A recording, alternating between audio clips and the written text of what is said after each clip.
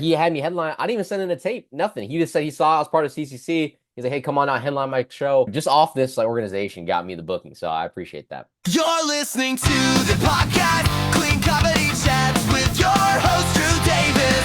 It's gonna be awesome and will change your life forever.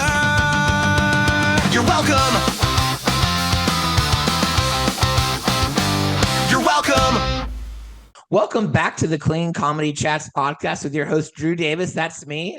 We do it every week. We have a new episode that we drop every Saturday where I get to interview a comedian who's part of the Clean Comedy Collective, which is a virtual network that's across the nation. We have about 250 comedians from about 39 states. And some of them I've known for a long time, and some of them I literally meet on this podcast. Our guest today is someone who I kind of know. We've had a few gather. We've had a few get-togethers. We've done a few shows together, but I'm really excited about this podcast episode today because he's a really cool guy and I get to talk to him more and you get to hear about it. So before we get into our interview with Danny Tran, who's our guest for today, just a friendly reminder, check out our website, cleancomedycollective.com. It has everything you could possibly want in life. You can listen to previous episodes. You can go to you can see which comedians are in the Clean Comedy Collective. If you're a comedian, you can apply for the Clean Comedy Collective and you can see what shows we have coming on. And you can also give us all your money. There's a donation function. So it's just, like I said, everything you could possibly want. Danny, how do you think about my sales pitch? How's that? I'll send you money. Drop the Venmo. I got you, brother. Yeah, there we go. From Dallas, we have Danny Tran. Danny, how are you doing today? I'm great. Hey, thanks for having me, Drew. I appreciate you, man. I'm feeling great today. It's the weekend, got shows lined up, and I was ready to have some fun conversation with you. I feel good. Yeah, where are you going to be tonight or this weekend? Yeah, tonight I'm just featuring for Eric Knowles. He's going to be at a theater in Frisco. I forgot the name of the theater, but there's some theater he rents out, Black Box. So yeah, should be a good time.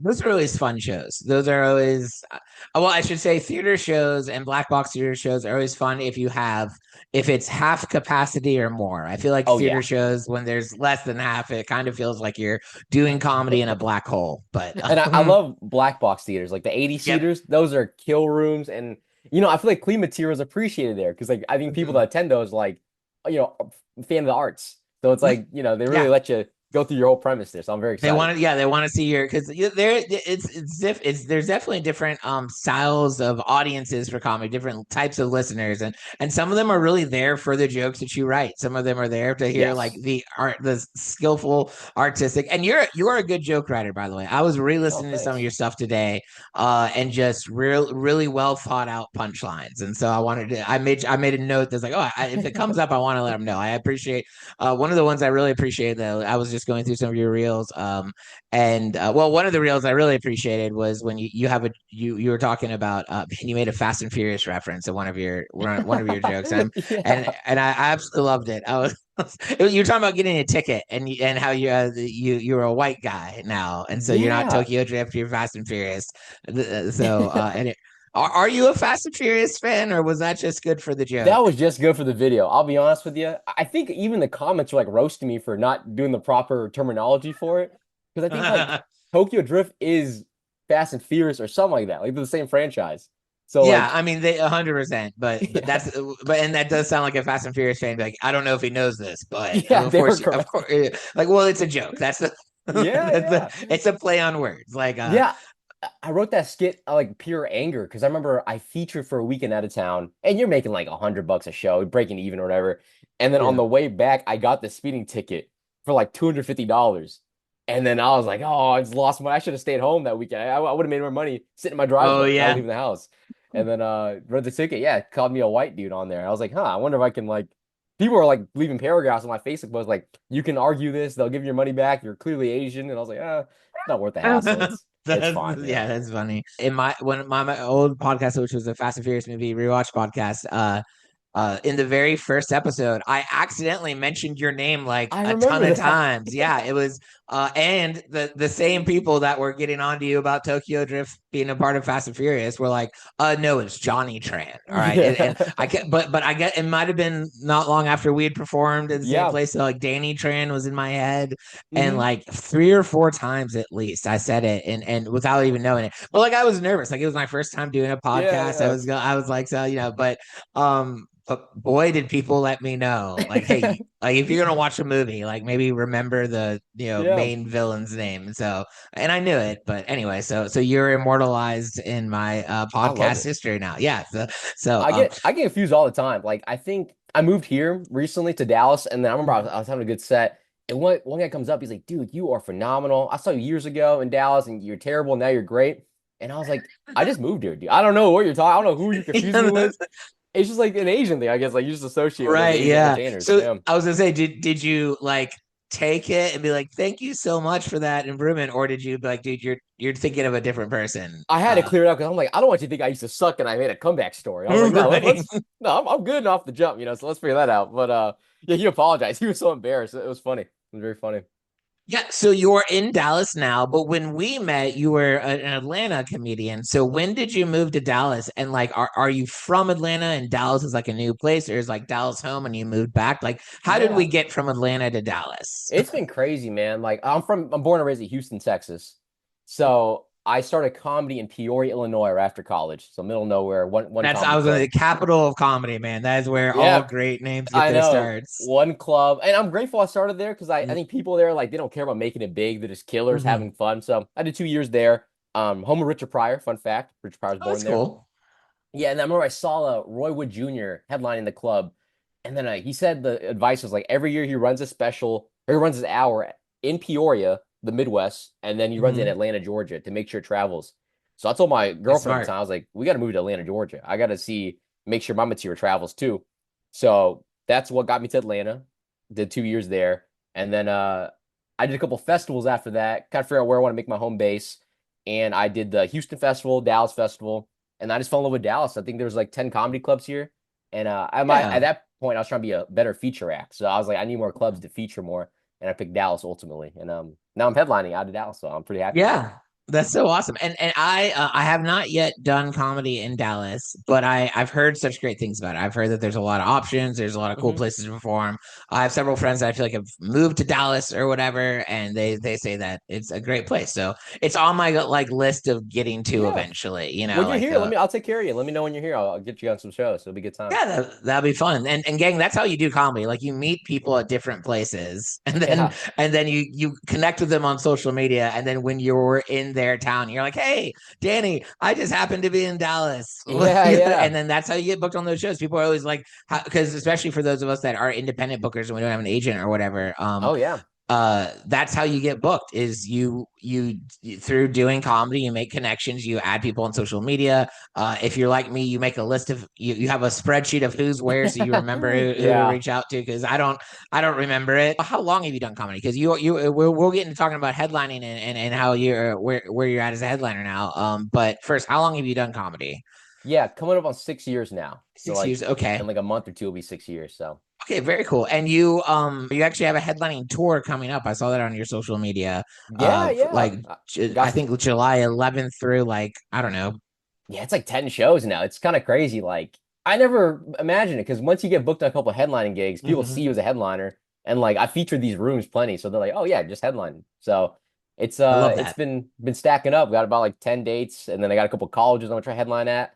So I'm doing that Yeah. circuit now. That's where I'm at in my career. So doing the APCA circuit. Well, we might be in a similar position here, where like I know for me in the past year or two was when I really started to say like locally and stuff like that I'm okay like hosting I'm okay featuring people ask me to feature but like really my heart is in doing more of the headlining shows like more I like Yeah. there and I feel like as a comedian there comes a point where you kind of be like okay I'm ready to I can close a show now like I Yeah, for sure. did you kind of get to a point where you're because you were talked about you were featuring before did you get to a point where you're like no I'm gonna start marketing myself as a headliner or I'm gonna start like how did you do the transition from feature to headliner as far as not just marketing yourself, but like when did you feel like you were ready? Kind of Man, thing. it happened this year. I was featuring a lot, and then I like wanted to make comedy a living. Like I was like, how can I make this a career? So I looked into like the college circuit, like NACA and APCA, and I Mm-hmm. submitted a couple agencies, heard back from a couple, and I like signed with an agent. And then they're like, yeah, we're gonna book you to these colleges are gonna expect a clean hour from you. So I was like, okay, Mm-hmm. well, I better start headlining now when before fall comes. So I just Absolutely. started vocalizing like, hey, I want to start headlining more, and then people that respect me are like, hey, yeah, headline I have room, low stakes, like bar shows. Like you're Mm-hmm. doing 45, and then, it's like you get those reps, and then more clubs buy into you because like, oh, like, he can do the time. And then truthfully, there's not that many like clean headliners. A clean 30 changed my life. Like a clean 30-minute set. And then people are like reaching out to me. I'm not even reaching out to them. They're like, we need you to feature clean for this show and then you can headline next time. So a lot of that was happening. I was like selling itself almost. And then I do some marketing to push a couple tickets on my end to support the cause. But overall, like I think the shift in mindset, once you have like clean 45, change your life, man. It sells itself. My first couple headline shows like at bar shows in like Oklahoma. So I like traveled far for it. You're there for like a free show. And then I recently was headlined Dallas for like a show. Like I ticketed, like they knew I was headliner. It was my crowd that came home base, and it was amazing. You can like there's like applause breaks. You can really set up the premise. So it's like it's the first couple headline games are definitely a little rougher on the edges, but they're good. They're definitely necessary for sure. Yeah, that's cool.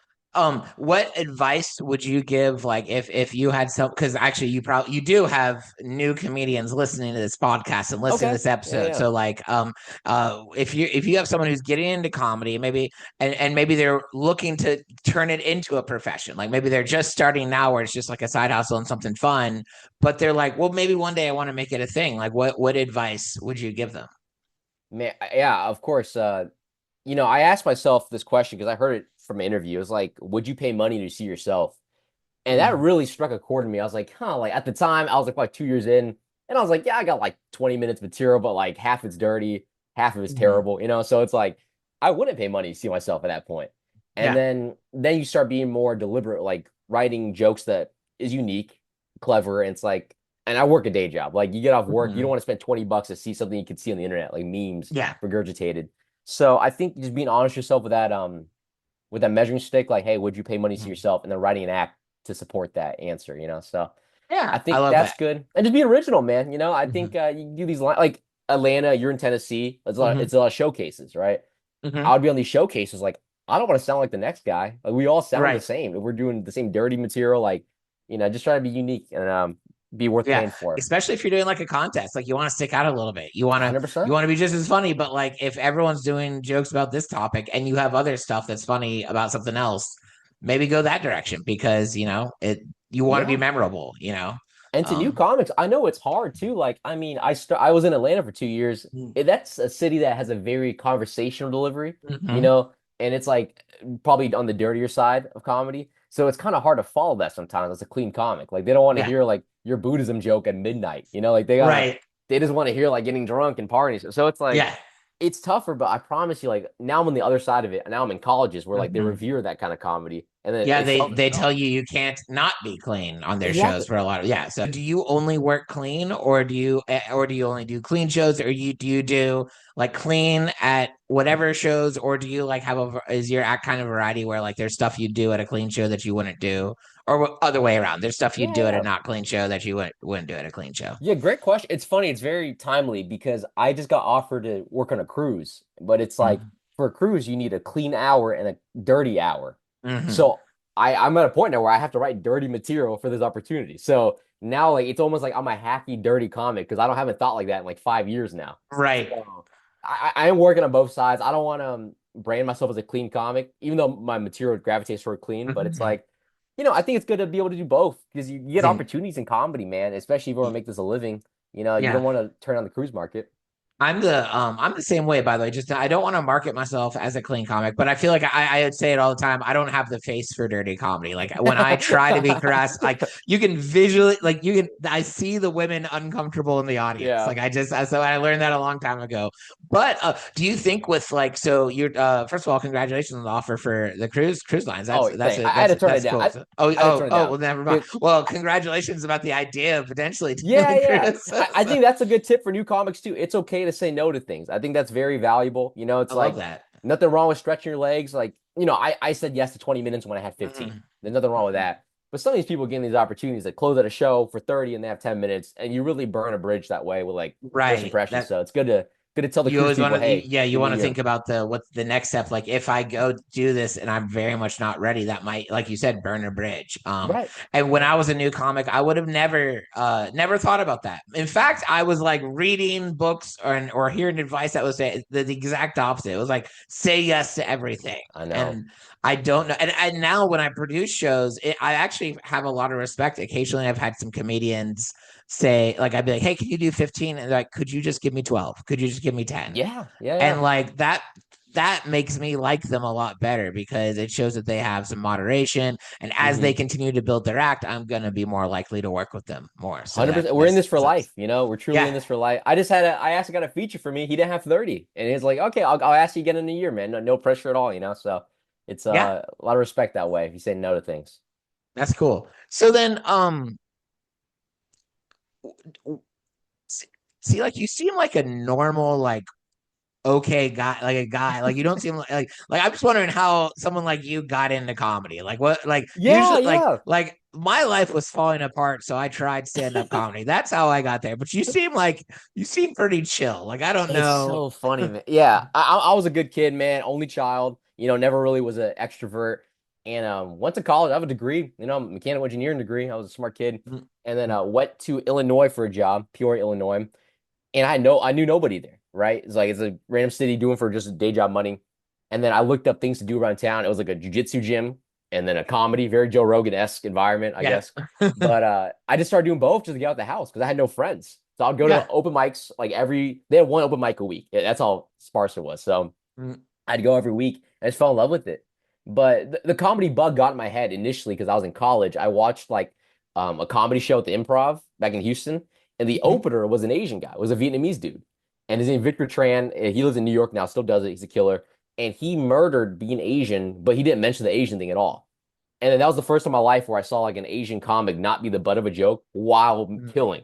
And that like expanded my mind. But you know, you live in Houston, your hometown, you never want to try because you're scared who might see you. But I moved to Illinois and that kind of got in like the bug bit me. I was like, oh, dude, just try it. No one knows you here. You bomb, no Yeah. one recalls. And then just started there. And I'm a normal guy, but just fell in love with it, you know? And then you meet a lot of misfits and you know, ne'er-do-wells around here, like in this business. But yeah, I'm pretty put together guy, I'd say. It's good. That's good. That so everyone's looking at you like he's so weird because he's normal. He's there's nothing. I think what goes a long way in the comedy scene is whether you're put together, whether you're eccentric, whether you're even a little crazy. Like I think with comedians, what they really respect among each other is just accepting each other. Like accepting the differences. Everyone comes into the comedy scene a little nervous about being liked and being viewed and being, Hmm. and so just being someone that's just like, whatever, I'm just here to tell jokes. We're just gonna have a I good know. time. Which We is all like, fell in love with the same thing, making people laugh, right? And yeah, it's funny. I just headlined in San Antonio and I do a 10 p.m. show right afterwards.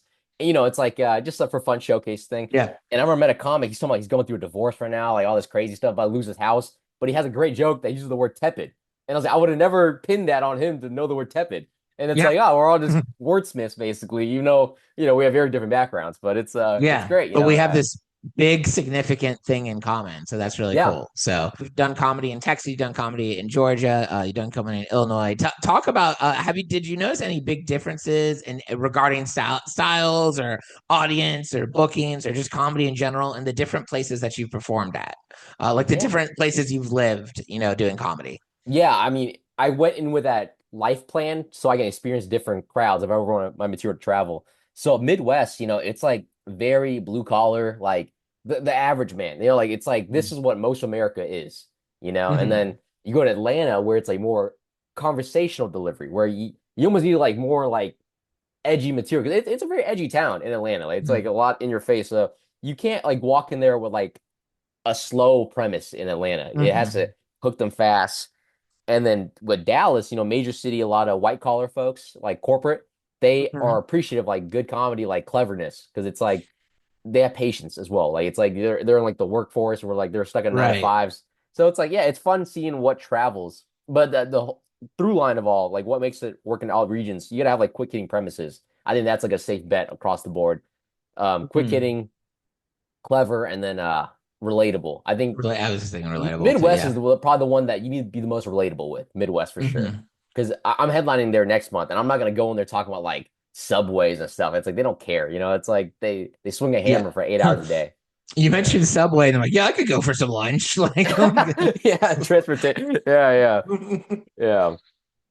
No, yeah. yeah. So I think Midwest is the most relatable town. Like requires the most relatability. Mm. Atlanta probably the most like theatric, more like energy, and then a Dallas is probably cleverness. I think cleverness goes a long way in Dallas. So Which do you feel like there's one that you kind of gravitate towards, or your material does better in out of the three of those so far? man, I Or think Dallas has been great for me, man. I'll be honest. It's like it truly feels like I don't know if you're a sports fan, but it's like sometimes a player changes the team and like they become Mhm. like the star guy because they get the ball more. Like that's how I feel Yeah. in Dallas. Like, Oh, that's wonderful. Also, it's yeah. funny. It's funny because anyone who knows me is like he is Yeah. he is not I a see the sports fan Marvel whatsoever. I see the Marvel Yeah. poster back there. I'm like, yeah, he probably doesn't Yeah. get this, but we'll keep it broad. We'll keep I mean, it I've heard of sports and I've heard people, so I can understand it was a great metaphor. I got it, but I just love that you started with like, I don't know if you're a sports fan. I'm like, if anyone was wondering how well we knew each other, I know. Yeah. so, Yeah. so, But so honestly, it's like respect to you too, because I know you from afar. I notice I gravitate towards comic that take this seriously and professionally mhm. and like that Yeah, right.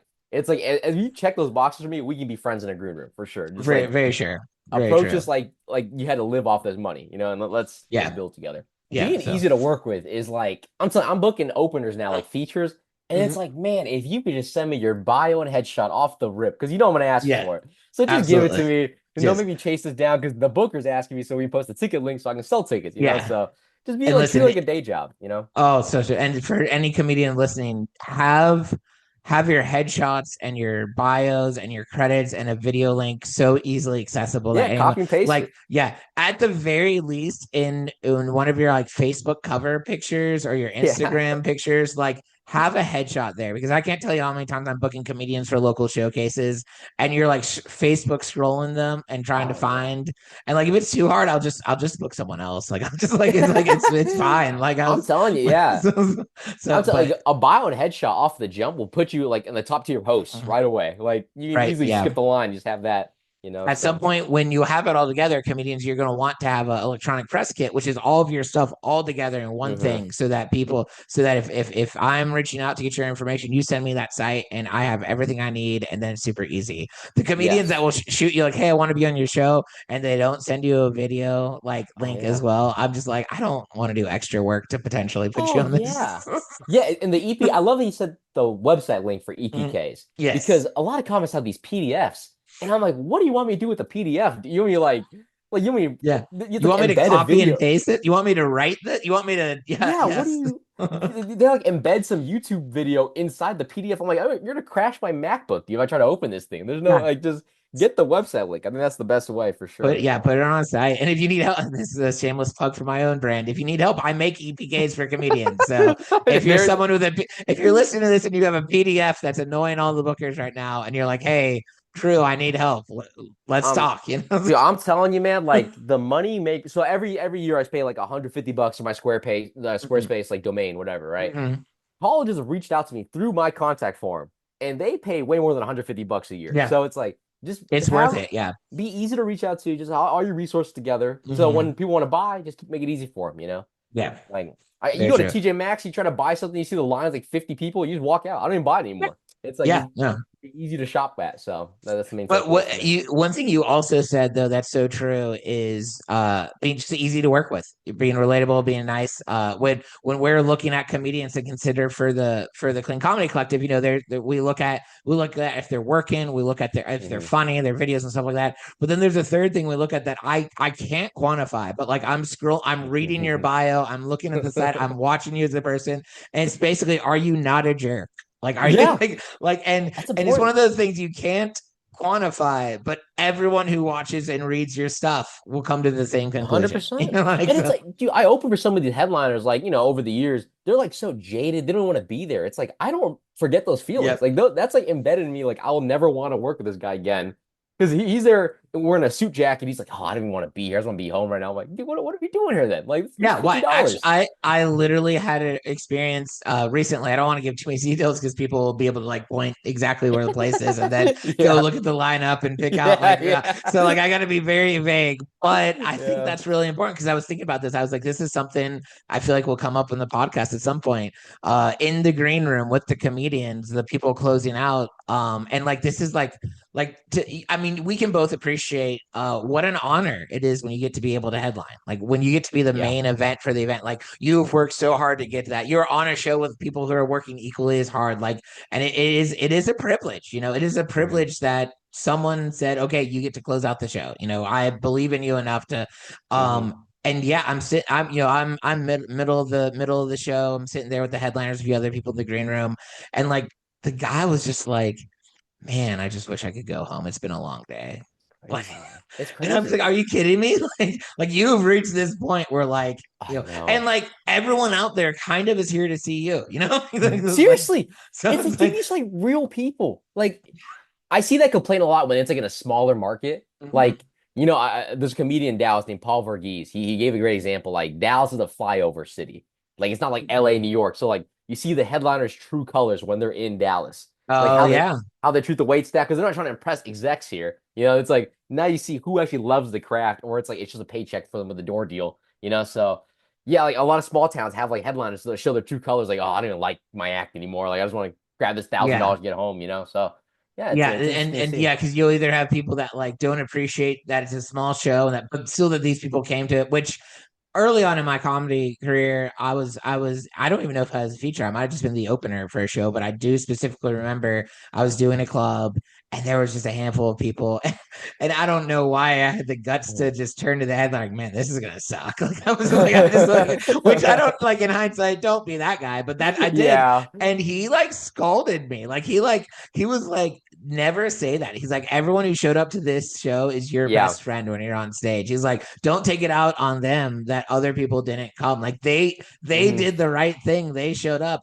And that honestly changed the trajectory of like how I view audiences. There is something about headlining and comedians as you're all building to the point where you're headlining. This is something you need to be just aware of, is like they're the people that can close out a show and they have like it's a good set.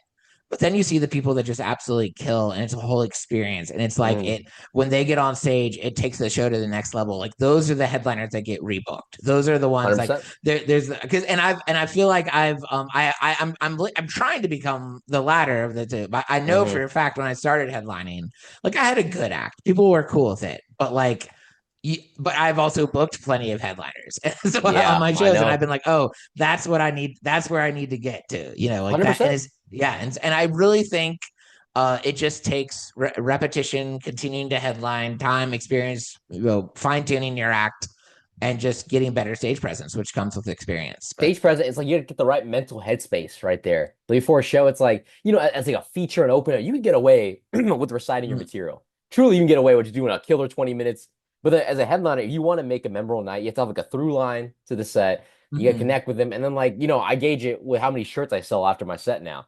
It's like how many people Yes, want to come meet you after the show and buy a shirt from you and support you, It's like yep, that's that's a kind big of my one. gauge lately. So it's been That's good. a good, and that's good, healthy to have, because when you start doing this night after night after night, you meet audiences that have like different volumes of laughter, and it's like I Yeah. know as a comedian, like the best metric is, were they laughing at my jokes? Like that when you like Yeah. that's pretty, like you can't fake that. Were they laughing at my jokes? If they were, then I did well. If they were not, I did not.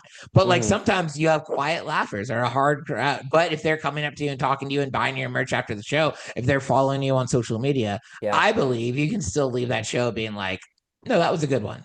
Oh yeah, they'll come again. Like they felt a connection to you. They felt it resonated with them, So yeah, Yeah, it's for yeah, for for sure.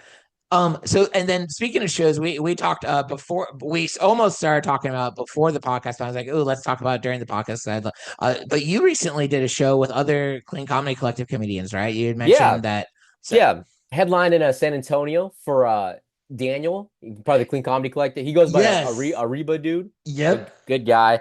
And he had me headline. I didn't even send in a tape. Nothing. He just said he saw I was part of CCC. He's like, hey, come on out, headline my show. 35 minutes, squeaky clean. I mean, it's Yeah. like people from church put It up the show. was it at Refuge Coffee? Was it that show? Yeah, yeah, yeah, Oh it was. yeah, It yeah. was. That's cool. It's part was one of the shows under our umbrella. He's been doing it for a while. He does it every month, and yeah, we posted on our site. And Yeah, I've only had one conversation with him on the phone. I'm gonna have him on the podcast eventually, but he yeah. just seems like a very cool dude. Very positive guy. And then, the CCC thing, like just the credit got me booked on that. Which is Mhm. like he didn't ask me to see a tape. He just trusts me to do 35 minutes squeaky clean on his show, which is I like love that. crazy. And then, you get there and they were initially going to put the show outside, but they actually found an event space. So it was like a perfect little like wedding venue-esque room and like chairs, sound was perfect. Like that's a great venue. I recommend to. I mean, it's a clean headline to be honest with you. Like very receptive fans of the clean comedy. So it's yeah, it's a good Yeah. situation down there. But just off this like organization got me the booking, so I appreciate that. I love that. And that's like a big part of what we're here for. I realize we realize this as because I mean the Clean Comedy Collective just started out as a few people in Middle Tennessee booking shows in Nashville and working That's together. cool. It wasn't like that. What we are now was not the original plan. I mean Mhm. I mean it just wasn't even thought. But what it's evolving into is the community and the network of comedians working together. Shout out to Daniel too. I mean, he's a Mhm. very positive guy. I mean, I drove it in San Antonio, a 5.5 hour drive because there's Oh traffic. wow, yeah, Get there, headline an hour later. So it's like, I'm not like thin the night before. I'm like driving in, going right to headline. I yeah. was burnt out from the car, and he had like a pregame speech, like a pre-show speech. He's like, "Hey, let's just be present here, guys. Thank you, God, for the show." And like a Reba dude, like to save it for the show. And like we did a little group chant thing. I was like, "Oh, dude, I'm in now." Like, I was gonna do a good time, and now I'm gonna do a Oh, great that's so time. cool. That's so It's cool. so refreshing being around. And a lot of times, I'll be honest, I'll book openers, like my host I book. It's like, I just want to be around a cool person, like Hmm. a bubbly gal, bubbly guy. Like, I don't really care Yeah. how funny you are, to be honest. It's like, just don't do any heinous Yeah. act. And it just be good to be around. And I promise Yeah. you'll get a lot of work in this business. Because as a headliner, like no matter what happens the act before, you can turn them around. Like 100%. Yeah. I think that's I think that's one of the in my head if you're ever thinking like, am I ready to be a headliner? Once you get to the point where you're not concerned about the Hmm. person before you because I'll get them. Exactly. That Exactly. might be a sign that maybe you're ready to be a headliner. Yeah. But no, you're so right because I when I book openers, I want them to be funny. If I want to enjoy their act. I don't just like Yeah. not Yeah. listen to their act or whatever. But Yeah. I feel like there's a lot more to would this person work well with me? Yes. Sometimes it's would I want to sit in a car and drive to the place with this person? Like, so Right. like those are It factors. really being an opener comedy is like an internship for like a company. Mhm. It's like a lot of Yeah, people can do that job because it's very low stakes. Like anyone can have a 10 minute that like even if you bomb the 10 minutes, no one really cares. yeah, Let's be honest. yeah, So it's like, it's like you just want a good, happy intern that's excited to work. That's all you really yeah, want. So absolutely. that's And one that will do better. Like one that if they do mhm. bomb, then they're like, okay, well let me fix that, and then the next time they do better. Yeah, and but yeah, I got a year's worth of work working with a national headliner solely because I gave her good Taco Bell advice on like we ate there after one show. We'd worked together Yeah. a few times, but we went to Taco Bell after one show, and she got like a soft taco. I was like, "Have you ever ordered nacho cheese so that you can like extra nacho cheese to dip the soft taco in?" Ah. And you would have thought I gave her $1 million because that like in the moment Yeah. she I'm was, gonna this is amazing, book you as my right? feature act. This is amazing. This I is know, great. like my food Yeah. opinions have done so good for me. But like, I'm not exaggerating when we say the next day she called me up and had like a list of tour dates. Like, would you That's want? great, And man. like, I don't know. I would have liked to be booked because I'm funny. But like, Yeah. good Taco Bell counseling, I guess, is the next best I thing. mean, But a lot of my feature work early on was just because I was a clean 30 minutes. It wasn't like mhm, floor breaking, it wasn't groundbreaking material. It was like, yeah, he can do the job, and that's better mhm. than most people. So it's like, Yeah. yeah. And dude, honestly, man, all these like, it's easy to get like caught up in the gossip and like drama of each scene. Mhm. But just be true to yourself. Be just a happy person to be around. I promise you, you'll get a lot of work. I know there's a lot of young comics listening to this, so it's Yeah. What do you do when you're not doing comedy? Like, who are you minus comedy in life? yeah, I'm big in I got a house like 2 years ago, so I'm huge in like garage gyms. Like I love my garage gym setup. I'm working out a lot now, and I used to have like a day job where you work like from 7 to 3:30 in an Mhm. office. So I was up at like Yeah. 5:30 going to work. With comedy, that's basically my whole day. But then Mhm. now I just left that job, starting a new remote job, which is like should free up a lot of time. So, Oh uh, yeah. yeah, I That I mean, feel like for a lot of comedians, that's the dream is finding a dude. remote work where because I know that that's something that's like on my horizon. Like I'm keeping my eyes peeled and ears open for potential I opportunities with swear. that. I tried to make it work with the in-office job. I tried to, but it's like at some point you're like, I mean, the college applicant thing. I had to go to Hershey, Pennsylvania.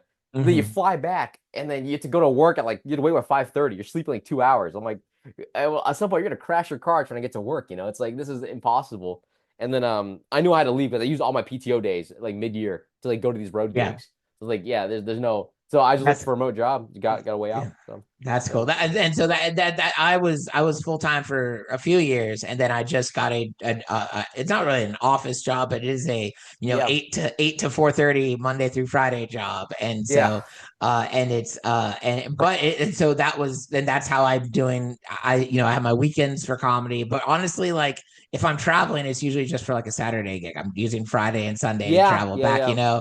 and then I use my PTO for the longer halls, and but that means it's limited, like, and you have It to is limited. yeah. So but I mean, my job gives me decent amount, which was, but see, here's the thing for comedians who I definitely don't think everyone who's done comedy for a year, unless you just go quit their job after listening to this No. podcast and go like I think there's merit to like working a day job and then also perfecting your comedy craft, and like you were saying earlier, Danny, get it to the point where like you have a marketable product, you have something that you would pay to Hmm. see, and someone else, more importantly, someone else would pay to see, that Oh yeah. that's important. But there is a trajectory you can follow. Like you can intentionally pick jobs that give you space and time to do comedy. And then another part of it is you got to be willing to, like, yes, after you're tired, after a day's work, you Hmm. still need to do comedy stuff. Oh yeah. The past 2 days, tomorrow, by the way, I'm probably gonna have a crash day because the past 2 days have been like work the whole day, go do comedy, get Yeah. back at late, and then it's like yesterday. I worked a whole day. I drove an hour and a half for to a comedy show, finished it up. I did hang a little bit because I had some friends that I hadn't seen forever that came and saw the show, so I could have left a little bit earlier. But then Yeah. I hung with them. Then I drove an hour and a half back home. Then I was like, oh, I have a podcast episode to edit. And my side gig is the entertainment brand, so I was like, oh, I have to edit someone's graphic and fix that up. I didn't Yeah. go to sleep till like 3 in the morning, and I'll be honest, I didn't finish editing the episode that aired last week. So like I set my alarm for 5 to Oh make sure that I finished it up so it could post by Saturday at 7. And yeah. and yeah, that's exhausting, but that's life right now. That's That's because I life. have a Yeah. full-time job, but I'm also caring about being a comedian. I told So myself that too when I was in the office job. I was like, these 2 years, this is what life looks like for the next 2 years. mhm. But now you will get a Yeah. remote job, and then it all works out. But yeah, it's like don't quit your day job. I Yeah. promise you, I was that guy where like I had a couple college bookings. I'm like, I could live off 20 G's a year. I could do that. Yeah. And then I'm like, you got a wife, and it's like you don't want to skip breakfast every day. You know what I mean? Yeah. It's like there's nothing wrong Yeah. with like a part-time situation, but or a remote job. There's many solutions, but Mhm. you'll know when it's time to quit your job. Like because these college gigs are in the middle of the week. They're like on a Mhm. Tuesday, so like you have to fly out like on the Monday. You don't want to fly the Yeah. same day because it's a lot of trouble to happen. So it's like you'll know when to quit. You'll But know. yeah, And you'll know, and you know, I don't know. I think you'll know, but also sometimes maybe I don't know if there'll be like a ray of light from the sky that will tell you when it's time to quit. You hmm do have to take that jump, but there are signs, and it'll be fine. And there's no rush. Also, yeah. I It think. honestly, yeah. Oh, go ahead, please. Well, I remember the advice I got about when it's time to quit the day job. They said, when you're turning down enough work because of your day job, like when Yeah, you're turning yeah, significant amount, and then also, and this is what you already said, when you have something that's marketable. And I know yeah, for me, like 9 years ago, I would have loved to quit my job and do full-time comedy, but like I remember taking an honest look at my act and be like, it was the second one. I don't know if this is marketable yet. I don't know yeah, if people yeah, would yeah. pay to see this, or pay a lot to see this. Right. So, And honestly, I'm trying to romanticize the life of like this mhm. remote job and comedy. Because like now I can work from home, like I could work out in my garage gym. And it's Yep. like you don't have to depend on the money from comedy. Because if I were to be comedy my full-time living, I would go all in on the college circuit. I would Yep. pander to college kids. I'll be like, what are these kids? You start talking about 6, 7 jokes or whatever. It's Mhm. like you're making jokes just to pay the bills. And it's like Yeah. then I would force myself to do And cruises. then it takes the fun out of it. Yes, Yeah. then when if inherently I love jokes about like, clever written jokes, right? And Mhm. then now I'm on a cruise, you gotta, kind of simplify it down a little bit just to pay the bills. It's like you don't want to, you start questioning, it's like, what am I living to do this for? Like, Right. there's nothing wrong with just clocking in remotely and then you got to do what you truly love it Mhm. afterwards. So, And maybe there's wisdom in like your job never being your greatest passion, because then you can still enjoy it. Because anytime when I know for me, for the previous 5 years, 4 years or whatever, there were plenty of things that I had to do for comedy that's like I do not want to do this. This Oh isn't fun. yeah. This isn't what I got into comedy. But then Yeah. then I would think like, but this is my job now, and Yeah, yeah. everyone has things they hate about their job. Yeah. But then also in the past year, it I can't tell you how amazing it's been to like get a gig request to do like a roast of like a 16-year-old girl's birthday party where like they Yeah. just want to be roasted, but it has to stay clean. And there was a time where I'd be like, that's a paycheck. I'll do it. Yeah. And Yeah, now yeah. I'm just like, I can say no to that You talking one. about gig salad? That's the most picture Yeah, perfect gig salad yeah. gig. Yeah. Yeah, you get all kind. Yeah, is that? Yeah, I just painted the perfect picture of the gig salad gigs right there. Yeah. So yeah, I remember recently I got offered a feature for in Arkansas for the weekend for like $200. I was like, no, I'm not gonna like you can say no to these now because you don't have to yeah, live off this. So there's a lot of pluses, man. Get your head sharp and then get some rest to write the jokes you want to write. So yeah. So the important, I think the important takeaway for comedians listening to this is like there is no wrong answer. Full time comedy, part time comedy, having a day job, not having a day job. There are pros and cons to both, and you just got to figure out what works out for you. You know. yeah, for sure. And what So, helped me with my career too is like I think I submitted to festivals like 3 years in, and I sent like 8 applications. I got accepted like 7 of them. yeah. And that like I think little like checkpoints like that is good for a career just to keep Hmm. you like motivated to have like a next goal. Because a lot of my Yeah. friends now, they're like same timeline as me. They're kind of stuck in like still trying to get past the clubs, not getting much work. And it's like you start kind of questioning like, hey, is this even for me? Like Yeah. because now like the young guys are taking my spot. It's like, I think it's always good to like every year set a goal and like submit to something. Hmm. See like, Yeah. an outside party. I'm so glad you mentioned festivals because I was sitting here thinking like before I kind of came to the end of the podcast, I was like, I feel like I'm skipping something here that I wanted to talk to you about. And when you mentioned festival, like that's exactly it. I saw that you've been part of a lot of comedy festivals. I know we actually met at a comedy festival in Yeah, Chattanooga at yeah. Lookout Comedy Festival is where we met. So I just wanted to take some time and talk a little bit about comedy festivals. I'd love to hear your experience, your advice for people who want to consider doing comedy festivals. Maybe if you had a favorite comedy festival experience that you've had, Ooh, and just yeah, yeah. just because I do love comedy festivals. I've applied to a lot and not I haven't gotten into a lot. I mean, I've applied to more than I've gotten into for sure. Yeah, yeah. But the ones that I have been able to go, kind of make it to like some of my favorite experiences in comedy. So Yeah, yeah. I'm a big festival fan. So Yeah, I'll start off the top. Like found like comedy festivals are so important because it's like a third party booker. Because there's so mhm. many local politics in your scene. Like they might judge you off like a midnight set that's not hot. They always remember Mhm. that. But you can submit your 5 minute tape to an outside party, pay them $20, and you'll get like honest feedback if you're one of the top 20 people on this list or Mhm. not. And it's a good way to get vouched for. The experience is great because you meet other like minded comics that are chasing it. Mhm. Like I think it's like these are people that have the resource to travel for a free weekend. Let's get that straight. And then it's like, and then they have the intention of like submitting a good tape. Mhm. So, and a lot of comics that come to me, they ask me like, hey, can I review their tape for them? A lot of comics, man, their tape is like a little loose. I'll be honest with you. It's Yep. like if you were watching 200 tapes, would you want to watch this all the way through? Right. I love the Fountain City Festival out in Kansas City Oh, because cool. man, it's like they booked some killers on that one, and it's like did a couple Don't Tell shows there, and like crashed the couch with one of the bookers, and like they had an after party. And like I'm not even a party kind of guy, but it was nice to be around all that. And it felt like a good vibe, man. Like I remember they're just like Yeah. sending me emails, like just keeping in the loop of things. But most of my festivals have been great, man. Like I haven't really Mhm. had too much of a bad experience with festivals, but it's been One of good. my favorite things about comedy festivals is, I mean, any kind of festival contest. I mean, even at the open mic level, when you're just around comedians, what you're actually doing is you are networking. You're building your Yeah. network of comedians, right? And what I love about festivals is it's a chance to meet comedians that are a little bit more serious than if you go to open mics or if you're just on Hmm. your regular standard showcase. I mean, these people have paid. They made the effort to pay and travel to this place. Hmm. You like you said, a third party picked, said like, oh, this person's good, and so they were accepted in. So the people you're sitting next to are comedians at your level, Hmm. in your network. These people are gonna they're pursuing and they're gonna likely continue to grow their career, which means, Exactly.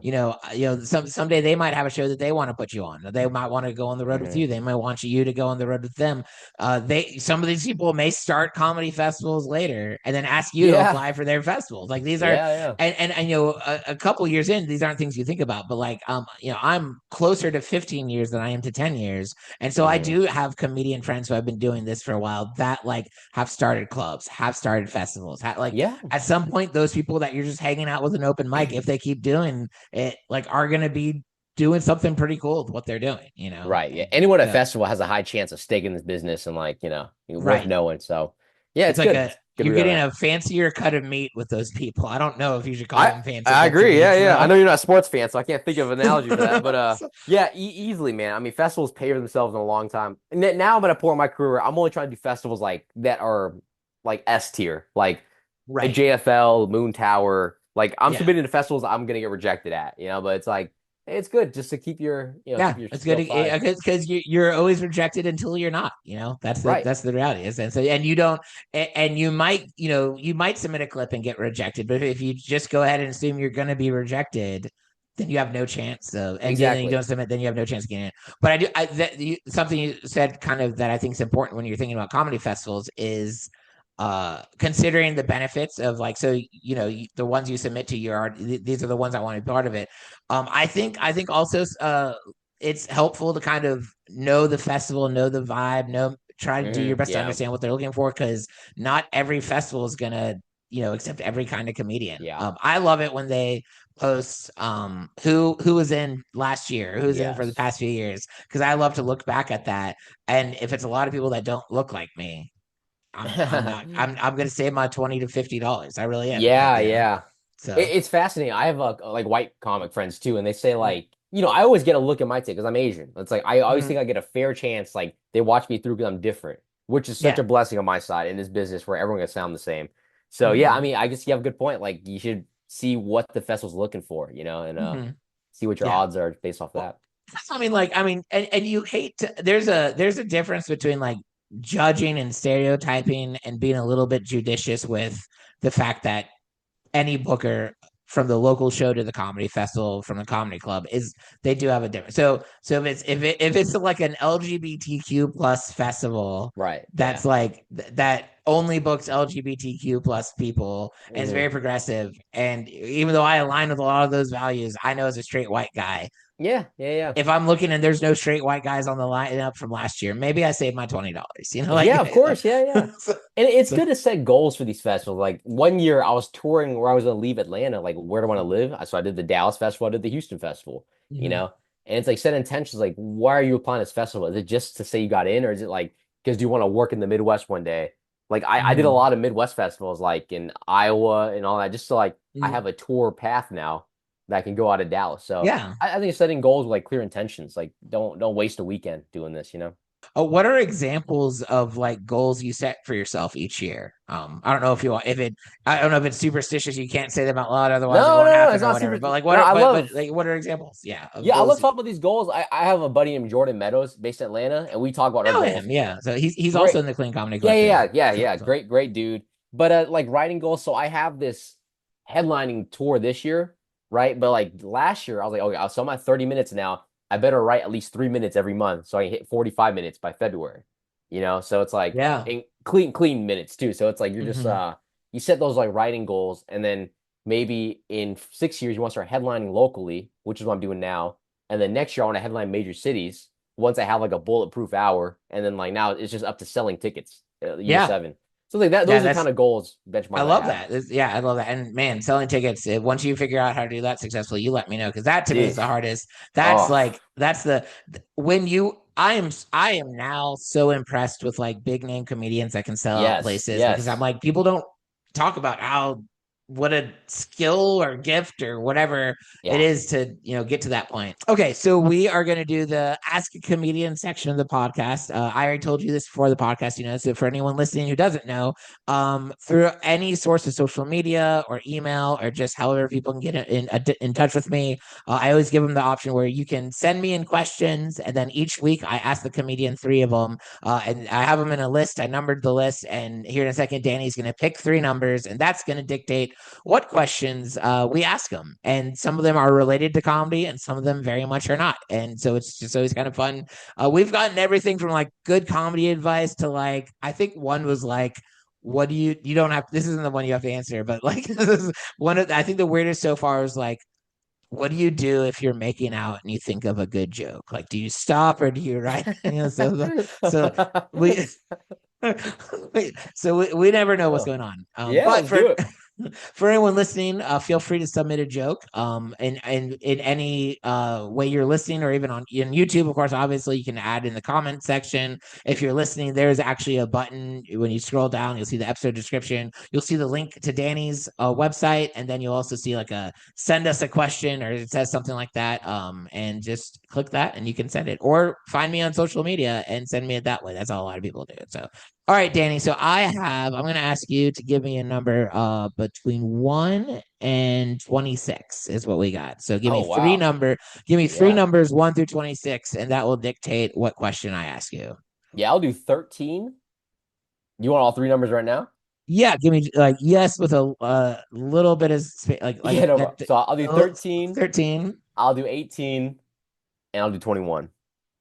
13, 18, and 21. All right, here are the questions. So number 13, this question comes from Chris Izzy, who's a comedian. He's also in the Clean Comedy Collective. He's also from Indiana, probably kind of close to Peoria. I know you or that's Illinois. Never mind. I don't know what I'm talking about. I thought I was making a connection between the two of y'all. Yeah, yeah. There's no connection. Okay, this is I feel like we might have talked about some of this already, but you can really kind of laser in on it. What's something you wish new comics now starting would know? Mm. Yeah, man, I think as a new comic, so you'll be opening a lot. I think Mhm. new comics should know how valuable it is to be a clean opener. Like, I'm telling you, I hate following comics that like talk about like crazy, heinous stories. Mhm. It's like, yeah, I think I wish all my openers would be clean. I used to tell them, Yeah, hey, dude, just have a clean 10 when you work with me, you know? So absolutely. I think it's And really that'll passing help you early. get rebooked by those people you're opening for. And then Yeah. clubs will oftentimes want their host to be clean. Yeah, for sure. And it's like that's something I didn't know early on that I had to Mhm. like rewire my brain 2 years into comedy, because I had to turn on a lot of gigs that I had to have clean 10 minutes. So yeah, I think just telling people like clean goes a long way early on in your career. Perfect. That's great. Hmm. Um, okay. This question comes from Cody Mack on Facebook. This is Hmm. number 17, and it is cereal technically a soup? Huh. Is cereal technically a soup? I don't see why it wouldn't be. Because you got like it's like alphabet soup to me. Like now I'm picturing like Oh Lucky Charms and yeah. milk. It's like, yeah, you got like the pasta, the grain, same thing, and then just in a liquid. Okay. I'm gonna push back. I know this is about your opinions, but here's my Yeah. opinion on this. I don't think it is a soup. And here's Hmm. why. Alphabet soup, you still have the soup, the flavor. What unless you're gonna call milk a soup, then you can call cereal as a but like milk is its own thing. But like when you do alphabet soup, the Ah, soup is actually a thing and you have like the toppings in it. But really the cereal is the dry stuff or the marshmallows, the Lucky Charms are that's like the main event. But like I tomato see. soup, you have like the soup, and then maybe if you put crackers or cheese in it or whatever. So you're Um, saying the soup holds its own, but the milk wouldn't hold its own in like a bowl no, form. no, Oh, no. I It's see what you're just, I saying mean, you then. can just get a glass of milk and drink it, and then it's a drink. But yeah, I mean, Oh, okay. Yeah, yeah. I say milk is fluid. I feel like milk could do both. So it's who yeah, knows? I'm and I'm that is calling it. true. Milk can do both, and the you soups are kind of both a meal and a liquid and a drink. Hmm. Yeah. Okay. Well, that's a good and weird questions. Thanks, Yeah, Cody. that's a So good one. That's a good one. all right, last one. This one comes from James Joshua Aubrey. Uh, let me just Sir I Sir Serrano. Anyway, it comes from Thread, so this is probably someone who I don't know personally. Threads, But good for you, yeah, huh? Look at yeah, you yeah, branching yeah. out So there. yeah, we Threads is interesting. What a It weird is. way to put a comment out there and then just reach tons of people. You I've who gone viral a yeah couple times. yeah like it's like people that comment you're like where who are you? Yeah. But in this context, it's fun because you do get some pretty good Yeah, questions yeah. from complete random people. So, this is a good one. And you probably are someone, the perfect person to ask this question. So what is your end goal for stand up? Man, this has changed. You asked me this like a month ago. I probably would have given you a different answer. It's truly I just want to keep making good material where it's like that's timeless that I can look back on and be proud of. And that's honestly, I don't even care about the headlining, selling tickets anymore. Mhm. Like I would love that. I would love, sell out shows, people come to see me headline. But like if I keep putting out like 10-minute sets for like it's like pieces of like my opinion that's a unique, that's my Mhm. end goal. Like that's all I want from this. I don't really care about money about this anymore, to be honest. So it'd be Yeah. really nice to just keep making timeless art. I love that. I love leaning into the creative part of what we're doing as entertainers. There was a year where, and I actually ended up doing it for a year and a half. I was really kind of trying to get blow up on social media. So my big Hmm. challenge to myself was like, I'm going to post a stand up clip every day at the same Hmm. time. Try to make it consistent. My goal was to do it a year. I actually ended up doing about a year and a half. And I ended up deleting so much of those clips Hmm. because like it just got to the point where like the stuff I was posting, either the video quality wasn't great, but it's like what I had on hand for that time, Yeah, yeah.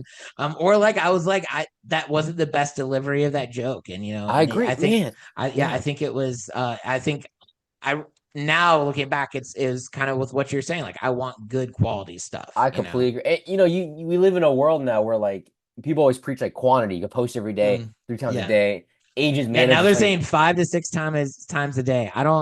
yeah, I don't have the time for you're posting more than a that. Muslim prays. What are we doing here? You know what I mean? So So it's yeah. like these people keep telling you like, yo, keep posting, and then you're gonna be forced to post garbage.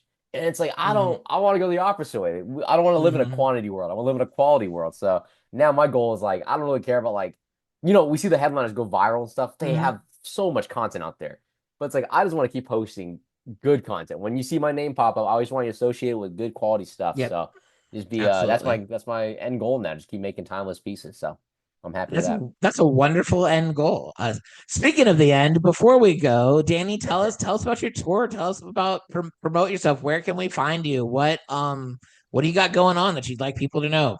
Sure, yeah. Well, first, thanks for having me, Drew. I really appreciate this conversation, man. And This has been great. it's funny. I'm gonna shout out my tours after saying I don't care about selling tickets anymore. But my tour, yeah, That's perfect timing. We did I that know. perfectly.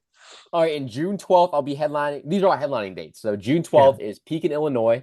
June 13th is Bloomington, Illinois. It's a little Midwest run there. Then June 17th is Rockwall, Texas. July 10th is Terrell, Texas. July 11th is Weatherford, Texas. July 18th is Waco, Texas. July 25th is Grand Prairie, Texas. And then August 8th is Houston, Texas. And then October 10th is Orange, Texas. So I'm all over Texas. I mean, Yeah. love to see you there. All tickets are on my website, dannytrancomedy.com/shows. Everything's there. So yeah, and if you reach out, say per CCC, I'll happily throw you a guest spot or something, or maybe a little discount tickets, whatever it may be. Yeah, that's So awesome. love to see Yeah, y'all that's there. cool. Thank you for that. And I think because I know on your Instagram you have the graphic of your tour. So I think I'll on if you're listening to this on the Instagram like post I make of Danny's episode, I'll also have the second picture with his tour on it too. So check that out at clean underscore comedy underscore collective on Instagram and give us a follow while you're there. Yeah, So yeah. and but yeah, just for everyone, just for the plugs on my end, cleancomedycollective.com has all the things. If you made it this far into the episode, we would love a rating, a comment, a like, subscribe, whatever nice thing you can do that helps us out. It helps us get a little further in the podcast world, and it's also just nice. It's nice to see like a 5-star review or something. So but thank you all so much for listening. Danny, thank you so much for being here. I just really appreciate this conversation. Gave a lot of wisdom, gave us a lot of good stuff here that people can listen to. And I just hope your tour goes amazing. Yeah, Thanks, I man. noticed you didn't say Nashville, Tennessee, so I don't know if I'll be able to make any of those shows, but Yeah, yeah. but if I find myself in Texas, I'll see if any of those towns are next to where I'm at. Sure, man. Hey, So if you're in town, so let me know. I'll take care of you, man. So might look into going going to visit Texas for a little bit because Down, there's a lot going on there, and I like to check it out. So, sure thing. Cool. Well, cool. Thank you so much, and Danny, I'll see you around. Everyone else, we'll hope to see you back here next week, and have a great life. Yeah. Thanks, Drew. See ya. Yeah, no problem. See ya. You're welcome.